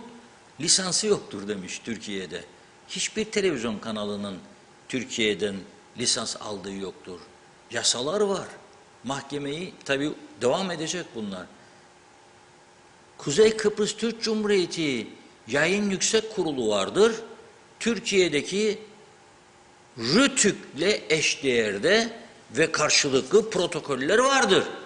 Buradaki Yayın Yüksek Kurulu'nun verdiği lisans çerçevesinde TürkSat üzerinden yayın yapıyoruz ve usul budur. Bizim bu lisansımız var ama ayrıca RTÜK'ten lisans alma mecburiyetimiz yoktur. Çünkü biz Türkiye televizyon kanalı değiliz. Kuzey Kıbrıs Türk Cumhuriyeti televizyon kanalıyız. Demek ki o bizi o günlerde suçlayanlar da yakında çok mahcup olacak bir konuşmaymış da, o konuşma programmış da bilmem neler neler ne iftiralar atıldı o zaman. Bir tane de bizim KKTC'nin bu devrimci, demokratik, ulusalcı, vatancı, milliyetçi falan filan arkadaşları ya gelip de bizi ziyaret etmesin. Aman Allah'ım. Da bir bize desin ki ne oluyor? Ne oldu basın özgürlüğü, demokrasi falan filan? Ah sizi gidiler ah. Ah öyle bir arşivlendiniz ki. Hayatınızın en büyük hatasını yaptınız. Size güven duymak ne kadar zor bir şey ya. Sizin borunuzu öttürmüyor diye bu kanal her türlü yanlışları ve doğruları söylüyor diye, tam tarafsız yayıncılık yapıyor diye, aslında sizlere büyük bir fırsat tanıyor diye, size de sesinize yer veriyor, ötekine de tam bir demokratik yayıncılık yapıyor diye, örnek olacak diye, olası bir çözümde belki de seçilecek tek kanal olacak diye, bütün dünyanın benimseyebileceği kaliteli yayınları ve doğru programcılığı, hiçbir siyasetin güdümüne girmemiş, esiri olmamış, ezilmemiş, birinin menfaatini korumak adına yayın yapmamış. Bir taneniz bile gelmedi buraya bize, korktular. Aman aman dediler, bunlar kapandığına göre bir şey var arkasında bu işin. Olmaya gidek oraya da bizi de alırlar çuvalın içine. Şimdi de bana onu bunu falan filan vazgeçin ya. Beni mi ya buradaki arkadaşlarımı kandıracaksınız, saklanmaç mı oynarak? Bir tanesi ya meclise sadece 2-3 tane sembolik konuşmalar oldu.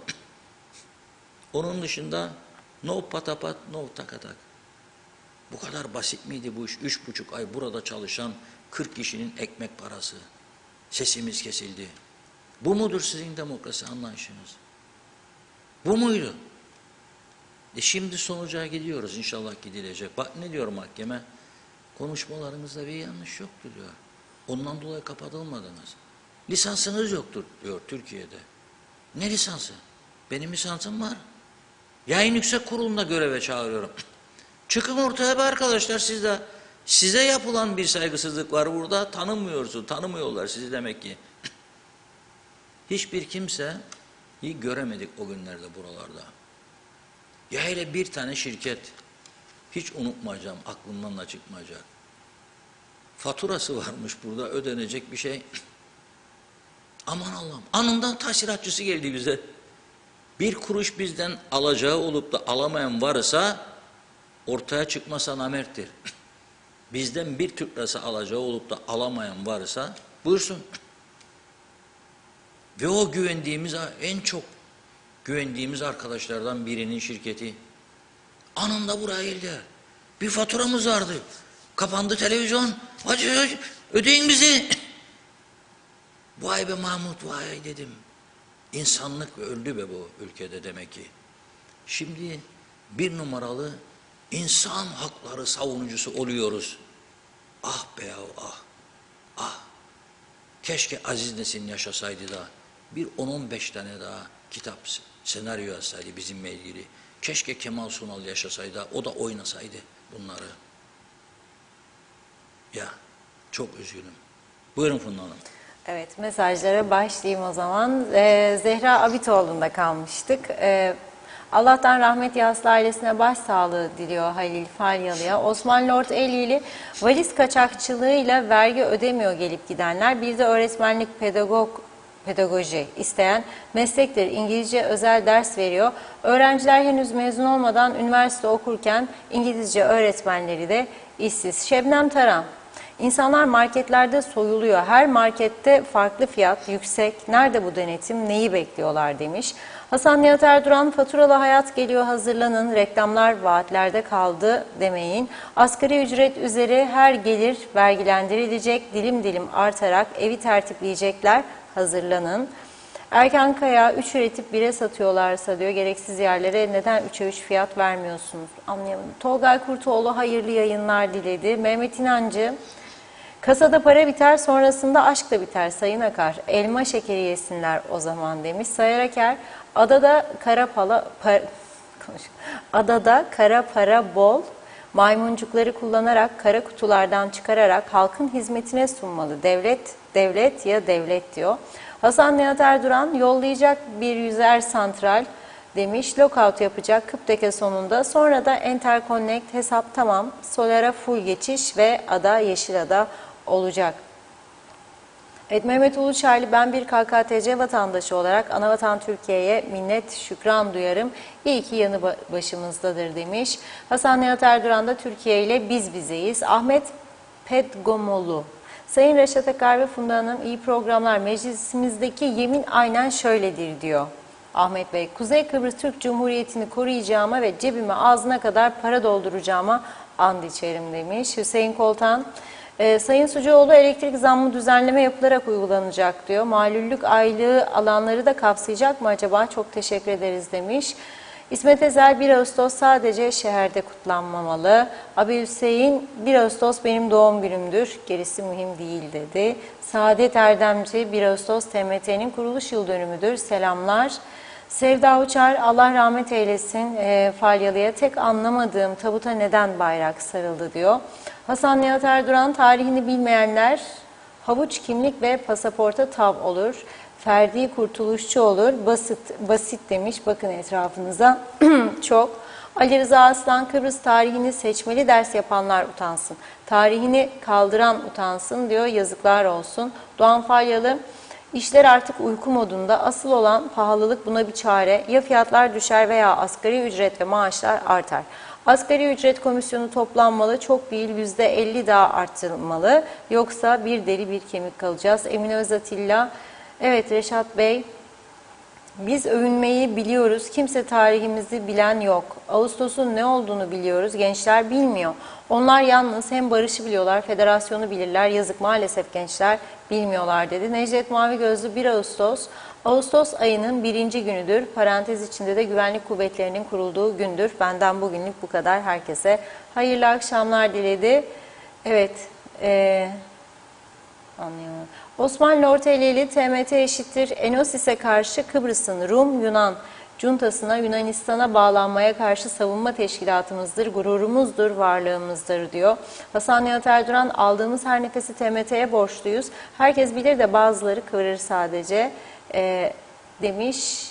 Ali Dereseven, halkımızın bilmediği yalnız 1 Ağustos değil, federasyon anlaşması olması için bu halk bir lidere %48 vermişti. Ben birçok insanla konuştum. Federasyon dolayısıyla Akıncı'nın benimsediği federasyon modeli nedir diye sorduğumda 2 ayrı devlet var. Rumlar yerlerinde, bizler de yerlerinde yaşayacağız derler. Kimse de merak edip federasyonun içeriğini araştırmıyor. Bu konularda hiçbir lider de halkımıza doğruları anlatmıyor diyor. Hüseyin Kol... Bir dakika. Uğur Kambur, ağzına sağlık Reşat Bey. Bu gece sen konuşunca gözlerim doldu. İyi ki varsınız. Hüseyin Koltan, evet Reşat Bey, yeni mesaj. Reşat Bey, doğru söylüyorsun. Yine de ona rağmen programlarınızı internetten izliyorduk demiş o dönemde. Turgay Gezen, ne alaka demiş, TMT'yi gündeme getirip bunun üzerinden bir gündem yaratmak dedi. Ve son mesaj Salih Boran, büyük servetlerin olağanüstü dayanışması katkısı yasası, Arjantin'de geçen yasa, bu yasayı geçirsinler diyor Salih Bey. Evet, sözü yine Reşat Bey'e bırakayım. Buyurun. Zahmet olacak ama. Bakıyorum yoğunsunuz. Evet. Şimdi arkadaşlara bir fotoğraf gönderdim. O fotoğraf az sonra gelecek ama hemen değil. Çünkü sözümüz vardı size 14'üne kadar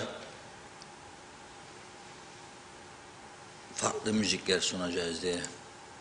İyi düşünelim, iyi konuşalım falan filan. Ve bir de pazartesi günü elektrikleri maliyenin kesmemeleri için dua ederek 14, yani yarın keseceklerim işte 14'üne kadar izin versinler diye şey yapıyorum, duygusallaştırmaya çalışıyorum her tarafı, uzlaşı olsun falan filan. Onun için bir güzel şarkı dinleyelim. Bakalım bu şarkının Türkçe adını kaç kişi bilecek?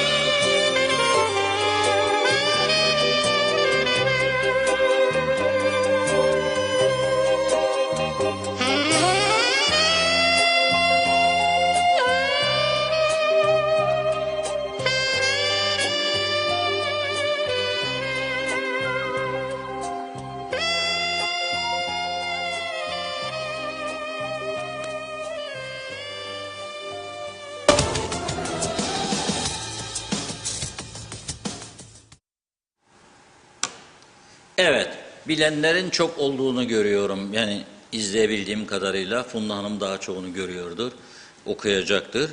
Ama bizi yüzüne götürür diyenlere katılmayacağım. Aşk, aşk. 14 Şubat. Alın bir gül göresiniz. Bu şarkıyı da dinledin. Yaşı maşı yok bu işin. Nasıl beğenecekler? Her yerde kar var diyor. Kalbim senin bu gece. Ne hüzne götürüyor seni? Aşk duyguları. Ya hep alıştık böyle vurma, kırma, dökme, tak tak tak, tuk tuk tuk tuk falan filan. Biraz daha duygusallaşalım. Duygusallaşınca ne olur insan? Şiddetten uzaklaşır. Sevgiye verir kendini. Şiddeti düşünmez olur. O açıdan biraz böyle seçmeler oluyor. Buyurun Funda Hanım. Evet, çok kişi var tabii şarkıyı doğru bilen. İlk Hasan Nihat Erduran'dan geldi. Her yerde kar var. Sema Hüseyin'de, Mustafa Deniz Gezen'de, Necdet Mavi Gözlü, Adalet Baysal Erişer, Melis Yelkenci, Şengül Şarkıcı Özşen, Eseniç'ten, Ali Köl, Alev Çağrı, Ayşe Güner Mertcan, Neşe Güneş Fellahoğlu. Herkes yazdı, evet bakıyorum. Ömer Çırıl da yazmış. İzli Şoföroğlu, yürümek karda zordur, kardan izler diyor. Hasan Han Bey, gece karanlık demiş. Evet bakıyorum, Gülcan Dem, Alev Arsal Duran, Zeynep Toros, Tülay Önal, şahane ruhumuzu dinlendirdiniz yine diyor. Aygün Nuri, her yerde kar var. Nilüfer'i de eklemiş. O da çok muhteşem söylüyor. Canan Işık, Altın Işık'ta, Füsun Özdemir. Evet, Salih Ervir'e, parayı sever bizim ahali diyor. Tapar para hastasıdır. Herkes KKTC'de Tanrı paradır. Kıskançtır bizim halk. Hovardadır erkekleri. Bu yüzden TMT'de bir iki şahsi infaz olmuştur. Ama TMT bu halkı yıllarca koruyan bir teşkilattır. Büyük bir bölümü de sağlam bir örgüttür diyor. Bakıyorum Sevgi Akyol da şarkı yazdı. Mehmet Kurtulmuş, Turgay Gezen, Hasan Bey'e de mesaj yolluyor şarkıyla birlikte. Ahmet Kaya'yı görüyorum. Sevda Üçer. Son bir iki mesaj. Evet, mesaj. Figen Mefküre Çarklı da yazmış. Sevgiler diyor. Çok teşekkür ediyoruz. Evet, bugünlük mesajları burada. Evet, tamamladık. Buyurun Reşat Bey. Tamamladınız mı? Tamamladım, evet. Hepsini okudum. O zaman bu akşam siz mi habercisiniz? Evet. Haberlere geçiyorum. Ana haber bülteni sunuyorum değerli izleyiciler. Konuşacak bir şey kalmadığı için haberlere sıra geldi. Sağlık Bakanlığı bugünkü vaka sonuçlarını açıkladı. Alıyorum görevinin bir kısmını Funda Hanım'ın. 12.417 kişiye test yapılmış. 436 tane pozitif vaka çıkmış bugün. Bu işin daha doğrusunu öğrenmek için dün de seslenmiştim.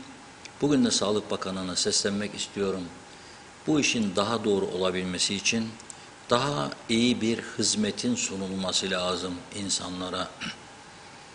Bir ada paspas diye bir şey çıkardınız. Aşı olan adamın kaydı girmiyor bilgisayardan otomatik. Götürüyor ada paspası veriyor sizin bakanlığın test yapan yerine, fuar alanına. Diyor ki sizin aşı şeyiniz bitmiştir. 2 tane görünüyor. 3'tür. Yoktur, 2 var burada. Aç da sor. Yok sen gideceksin Sağlık Bakanlığı'na diyor. 2 gündür gidiyor geliyor bizim arkadaş. Benim ada paspası düzeltildi. 2 günde yapabildi bu işi. Kutluyorum. Bu büyük bir başarı ya. Gerçekten büyük bir başarı. Yani daha ne söyleyeyim size? Devam edelim bu şekilde. Bak İngiltere kaldırıyor önlemleri. Dün okumuştum burada. Türkiye medyasına bugün düştü. Türkiye televizyon kanalları bugün konuşuyor da İngiltere bir ay bu ay içinde durduracak diye ben dün okumuştum size. Evet, çünkü dün bütün yabancı ajanslarda vardı. Avrupa, Euronews'da, CNN International falan, İngiltere, BBC. Neyse, şimdi bu KKTC'de hiçbir şeyin denetlenmediğini veyahut da çok yetersiz olduğunu denetimlerin, herkesin devlet malını istediği gibi kullandığını bugün gözler önüne seren bir örnek daha var. Gözlerimle gördüm. Onun için yalancı şahitlik yapmamaya özen gösteririm. Biri bana söyledi de ben de aktardım da değil. Girne Lefkoşa ana yolunda bugün geliyorum. Bir beyaz van, bakın çektim de fotoğrafını, risk aldım. Çektim çünkü çok sürat vardı. İnat ettim yaklaşacağım. Arkadaş habire arkamdan geldi vurdu vuruyor. Ben 115'te gelirim. 100 yazar ya, korkuyoruz biz de point to point diye bir şey koydular. Meğer çalışmaz galiba.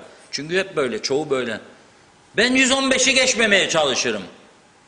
Altımdaki benim kullandığım araba bunu 2'ye katlar sürat olarak basmaya karar versem. Şimdi bu araba minibüs tipi, sağda görüyorsunuz. Biraz zoom yapabilseler belki daha iyi olacak ama ancak böyle çekebildim. Plaka numarasını veriyorum. RHA yani resmi hizmet aracı 4348. Arkadaş çekildim sola, korktum. Vuracak bana. Bu dedim herhalde tabakhaneye yetişiyor, bir şeyi yetiştirecek. Kaç dedim kenara. Bastı, basacağım dedim. Süratini ölçeyim. Allah inandırsın sizi 160'a kadar bastım. Cezada gelecekse gerek ki gelmeyecek bilirim. Aylardır o point to point sahte olduğu çıktı ortaya. Yetişemedim ben bu arkadaşı 160'ta. Kimin aracını sen böyle kullanıyorsun? Ve nereye yetişiyorsun? Hangi bakanlığa, hangi daireye bağlıysa bulup çıkarmalarını istiyorum. RHA 4348. Ne ya bu memleket? Tabelayı koyan devlet, tabelayı yani 100 diye tabelayı çiğneyen kanunları devlet. Nasıl olur bu iş? Bu kadar başıboş bir yer oldu burası. Ha bunu düzeltecekse bizi uluslararası hukukun altına alarak birileri, o zaman tamam derim, ben de isterim bunu. Bunlar olabilecek şeyler değil ya. Biraz ciddiyet, devlet, insanlık. 100 ise 100. Hadi 15'te diyorlar bize o kameraları dikenler diyor. 115'e kadar bas da korkma ama 16 olmasın ha. Tamam diyorum. 10 defa da sorum. Oğlum Mustafa çalışır mı oğlum bunlar derim point to point. Çalışır diyor. Ama hiçbirine ceza gitmedi 1 yıldır be diyorum. Polis yok dağıtacak diyor biliyorsunuz cezanı. Yok ya olmaz o. Çünkü yolda ben her gün görüyorum. Enayi sınıfına düşüyoruz. Biz 115'i geçmediğimiz için 120, 130, 140, 150, 160 bugün devletin minibüsü ya bu. Reha 43-48 gözlerimle görmesem inanmazdım. Çektim de fotoğrafını. Arkadaşın çekebilmek için 160'a kadar dayadım yetişemedim beyefendi.